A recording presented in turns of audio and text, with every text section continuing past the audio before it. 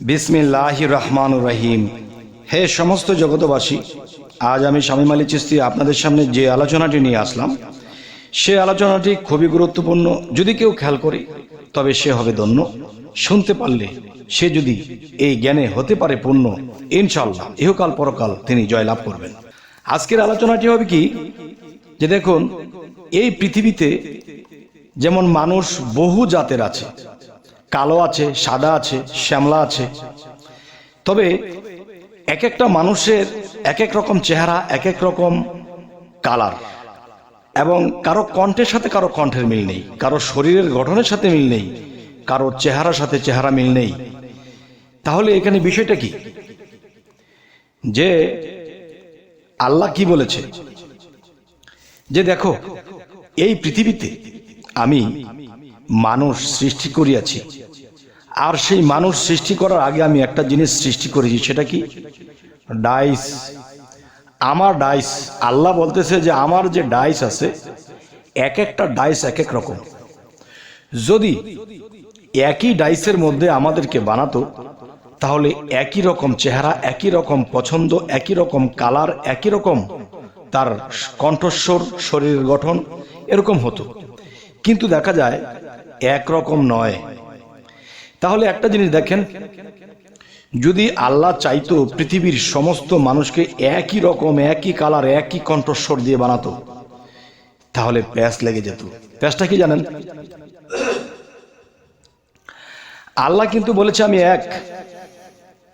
আল্লাহ যদি বলে থাকে এক, তাহলে একজন মানুষ যদি কামিয়াব লাভ করতে পারে, সে জ্ঞানের জোরে সেও বলতে পারবে, হে আল্লাহ, তুমি যদি এক হও তাহলে আমিও এক। তুমি এক কি করে? তাহলে এই পৃথিবী জুড়ে, এই পৃথিবী ঘুরে আমার মতো হুবহু একটা মানুষ এনে দেও, আমি দেখি। তখন আল্লাহ বলবে যে না, আমি তোমার মতো কাউকে বানাইনি। এই পৃথিবীর সমস্ত মানুষই আলাদা আলাদা, সমস্ত কিছু আলাদা স্যাম্পল। তবে হে সমস্ত জগৎবাসী, আলাদা হওয়ার কারণ কি? আল্লাহ বলতেছে আমি এক। হে জগৎবাসী, তোরা দেখ, যে আল্লাহ যদি বলে থাকে এক, তাহলে একজন বান্দা যখন কামিয়াব লাভ করবে, তখন সেও বলতে পারবে আমি এক। কিভাবে এক? যে এই পৃথিবীতে কোনো মানুষের চেহারার সাথে কোনো মানুষের মিল নেই। আচ্ছা, আমি বিজ্ঞানের দিকে এসে একটা কথা আমি আপনাদেরকে বলবো। সেটা হলো, দেখেন যে এই বাংলাদেশের মধ্যে যে ফোন নাম্বারগুলো আছে, এক এক কোম্পানি খুলুক, কিন্তু কারো নাম্বারের সাথে কিন্তু কারো নাম্বারের মিল নেই। যেমন 71, কারোটা 8018, কারোটা 016। কিন্তু এখানে মূল বিষয়টা হলো কি, যদি একই নাম্বার হতো তাহলে একজনে ফোন দিলে সকলের কাছে চলে যেত, আর নাম্বার ভিন্ন ভিন্ন হতো, যার ফলে যার কাছে ফোন দেওয়া হয় ওই নাম্বারে তার কাছেই যায়। তাহলে আজকের যে মূলত কথাটি, আল্লাহ মানুষকে স্বপ্ন দেখায়, স্বপ্নে ইঙ্গিত করে যে একজন মানুষ সামনে বিপদ আপদ হতে পারে। আল্লাহ একটা আগাম স্বপ্নের মধ্যে তাকে জানিয়ে দিল। এখন সবই যদি এক হতো, তাহলে আল্লাহ যখন স্বপ্নটা ছাড়তো, তখন কিন্তু প্রত্যেকটা মানুষে একই স্বপ্ন দেখতো। তার মানে আমি যে একটা মানব দেহ নিয়ে একটা মোবাইল সেট হয়েছে, আর এটার মধ্যে যে আমার আত্মার সাথে লিঙ্ক করা হয়েছে, সেটা কিন্তু আলাদা। আলাদা কেমন? মানুষের ভিতরে মানুষ, তার ভিতরে সাই। তার মানে উপর নিচর বাহির ভিতর একই রূপে পাই। কিন্তু অন্য কারো কাছে যদি যাই, তাহলে এই স্রোতের, এই চলাফেরা, এই চরিত্রের কোনো মিল নাই।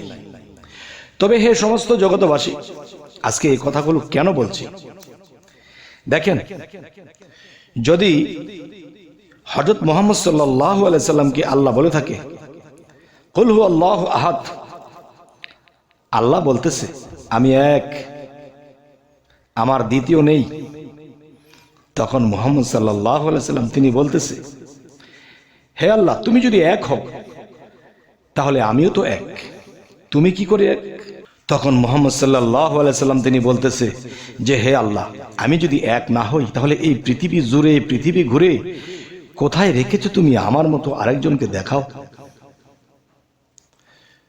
তখন আল্লাহ বলবে, হে মুহাম্মদ, আমি তোমার মতো কাউকে বানাইনি, সম্পূর্ণই আলাদা। তবে এই জন্য বলেছি, পৃথিবীতে একই মায়ের ঘরে জন্ম, একই বাবার ঘরে জন্ম, একজন কালো, একজনে ফর্সা, একজনে বেটে, একজনে লম্বা, একজনের জ্ঞান বেশি, একজনের জ্ঞান কম, একজনের পছন্দের সাথে আরেকজনের পছন্দের মিল নেই, চেহারার মিল নেই, কিন্তু একই মায়ের জন্ম, একই ডাইস থেকেই তো এসেছে। না বাবা, যে এক একবার এক একটা মানুষ জন্ম নিলে আল্লাহ সেখানে আলাদা আলাদা ডাইসের সৃষ্টি করে, এবং সেই ডাইসের মধ্যে পড়লে তখন সেখান থেকে বীজ রোপণ যখন হয়ে যায়, তখন সেই ডাইসের মতো করে হয়ে ওঠে। দেখবেন একটা জিনিস, আপনি যদি একটা কুমড়া বা একটা পেঁপে, এটার মধ্যে একটা মক্খা বা ছিদ্র ছিদ্র করে একটা কিছু দিয়ে রাখবেন ভিতরে, দেখবেন ওটা যখন বড় হবে তখন ওইটার সাইজ হবে। তাহলে মায়ের গর্ভের মধ্যে আল্লাহর কুদরতিভাবে এমন কিছু ডাইসের সৃষ্টি করা হয়েছে যা পৃথিবীর কারোর সাথেই মিল নেই। আর আল্লাহ এই জন্যই বলেছে, দেখো, কোনো মানুষের সাথে কোনো মানুষের মিল পড়বে না। কেন? যে ডাইসটা আমি আল্লাহ আমার নিজের কাছে রেখেছি, এই ডাইসের খবর আমি কাউকে দেইনি। আচ্ছা, তবে আজকে আপনাদের সামনে যে আলোচনাটি করতেছি, জানি না আপনাদের কেমন লাগছে। তবে যদি ভালো লাগে আমাদের চ্যানেলটিকে সাবস্ক্রাইব করে নেবেন, এবং ফেসবুক যদি হয়ে থাকে অবশ্যই ফলো করে নেবেন। তবে সামনে কি ধরনের আলোচনা চাইছেন অবশ্যই জানাবেন। সকলে ভালো থাকবেন। আল্লাহ হাফিজ।